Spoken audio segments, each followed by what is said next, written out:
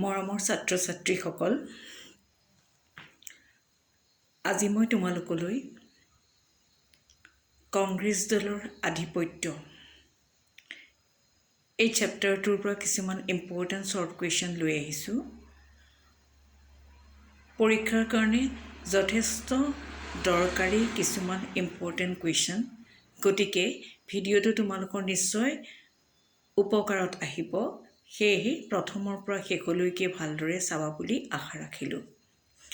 প্ৰথম কুৱেশ্যনটো হৈছে, when was the election commission formed in India? ভাৰতৰ প্ৰথম নিৰ্বাচন আয়োগ কেতিয়া গঠন কৰা হৈছিল? ইয়াৰ উত্তৰ হৈছে 1950। Second question, why did the election commission cancel the first voter list? নিৰ্বাচন আয়োগে কিয় প্ৰথমখন ভোটাৰ তালিকা নাকচ কৰিছিল?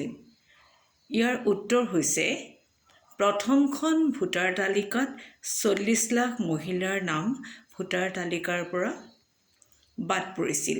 সেয়েহে নিৰ্বাচন আয়োগে প্ৰথমখন ভোটাৰ তালিকা নাকচ কৰিছিল।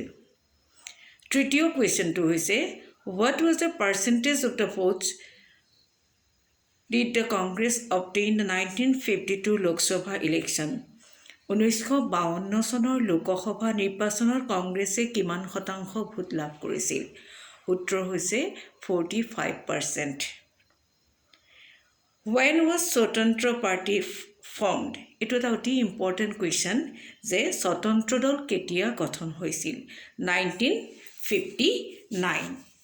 Who was the founder president of ভাৰতীয় জনসংঘ? ভাৰতীয় জনসংঘৰ প্ৰতিষ্ঠাপক কোন আছিল? তোমালোকে নিশ্চয় জানা, ভাৰতীয় জনসংঘৰ প্ৰতিষ্ঠাপক আছিল Shyama Prasad Mukherjee. Next question, how many kinds of challenges that independent India faced? স্বাধীন ভাৰতে কিমান প্ৰকাৰ প্ৰত্যাহ্বানৰ সন্মুখীন হৈছিল? 3 প্ৰকাৰৰ প্ৰত্যাহ্বানৰ সন্মুখীন হৈছিল স্বাধীন ভাৰতে। ইয়াৰ পিছৰ কুৱেশ্যনটো হৈছে, name the 2 cities which became divided into communal zones at the time of partition. দেশ বিভাজনৰ সময়ত সাম্প্ৰদায়িক মণ্ডলত বিভক্ত 2খন চহৰৰ নাম লিখা। মই তোমালোকক 3খন চহৰৰ নাম কৈছোঁ। এখন হৈছে অমৃতসৰ, দ্বিতীয়খন বৰ্তমানৰ লাহোৰ আৰু তৃতীয়খন কলকাতা। মনত ৰাখিবা, লাহোৰ, কলকাতা আৰু অমৃতসৰ। পিছৰ কুৱেশ্যনটো, who was the Maharaja of Manipur at the time of independence? স্বাধীনতা লাভৰ সময়ত মণিপুৰৰ মহাৰাজা কোন আছিল? মণিপুৰ যিহেতু দেশীয় ৰাজ্য আছিল, ৰাজশাসিত ৰাজ্য আছিল, গতিকে সেই সময়ত মণিপুৰৰ মহাৰাজা আছিল বুধচন্দ্ৰ সিং। তাৰ পিছৰ ইম্পৰ্টেণ্ট কুৱেশ্যন হৈছে, name 2 states that were affected by the partition. দেশ বিভাজনৰ সময়ত দ্বাৰা প্ৰভাৱিত হোৱা 2খন ৰাজ্যৰ নাম লিখা। এখন হৈছে পাঞ্জাৱ আৰু আনখন হৈছে বেংগল। মনত থাকিব নিশ্চয়, দেশ বিভাজনৰ সময়ত প্ৰভাৱিত হোৱা 2খন ৰাজ্য হৈছে পাঞ্জাৱ আৰু বেংগল।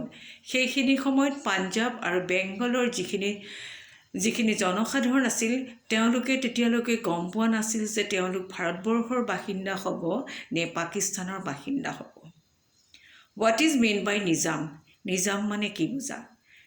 নিজাম হৈছিল হায়দৰাবাদৰ শাসকজন। হায়দৰাবাদ যিহেতু দেশীয় ৰাজ্য আছিল আৰু তাৰ শাসকজনক সেই সময়ত নিজাম বুলি কোৱা হৈছিল, আৰু তেওঁ অত্যন্ত সেইখিনি সময়ৰ ধনী সম্প্ৰদায়ৰ লোক আছিল। Name 2 states of today that were once a union territory. এসময়ত কেন্দ্ৰীয় শাসিত অঞ্চল হিচাপে থকা বৰ্তমানৰ 2খন ৰাজ্যৰ নাম কোৱা। এখন হৈছে গোৱা আৰু আনখন হৈছে ছিকিম, যিখন আমাৰ 7 ভনীৰ ৰাজ্যৰ অন্তৰ্গত বুলি ধৰা হয়। ইয়াৰ পিছত আৰু এটা important question, when was the State Reorganization Act passed? Name any one state created under the act. ৰাজ্যসমূহৰ পুনৰ্গঠন আইন কেতিয়া গ্ৰহণ কৰা হৈছিল আৰু এই আইনৰ ওপৰত ভিত্তি কৰি সৃষ্টি হোৱা যিকোনো এখন ৰাজ্যৰ নাম কোৱা। ৰাজ্যসমূহৰ পুনৰ্গঠন আইন গ্ৰহণ কৰা হৈছিল 1956 চনত 1956 আৰু এই আইনৰ অধীনত গঠিত হোৱা এখন ৰাজ্য হৈছে যিকোনো এখন লিখিব পৰা তোমালোকে মধ্যপ্ৰদেশ, মহাৰাষ্ট্ৰ, হাৰিয়ানা, গুজৰাট।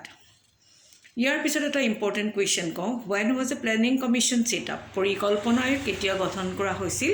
এইটোও এটা মনত ৰাখিবলগীয়া চন তোমালোকৰ 1950। আৰু এটা শেষত এটা ইম্পৰ্টেণ্ট কুৱেশ্যন মই তোমালোকলৈ আগবঢ়াইছোঁ, ভাৰতবৰ্ষৰ প্ৰথম সাধাৰণ নিৰ্বাচন কেতিয়া অনুষ্ঠিত হৈছিল? 1950ত নিৰ্বাচনী আয়োগ গঠন হৈছিল আৰু প্ৰথম সাধাৰণ নিৰ্বাচন অনুষ্ঠিত হৈছিল 1952। এই আটাইকেইটা ইম্পৰ্টেণ্ট কুৱেশ্যন তোমালোকে মনত ৰাখিবলৈ যত্ন কৰিবা আৰু ফাইনেল পৰীক্ষাৰ কাৰণে তোমালোকলৈ মোৰ শুভকামনা থাকিল। আজিলৈ আহোঁ। যদি ভিডিঅ'টো ভাল লাগে নিশ্চয় শ্বেয়াৰ আৰু ছাবস্ক্ৰাইব কৰিবা বুলি আশা ৰাখিলোঁ। আহোঁ।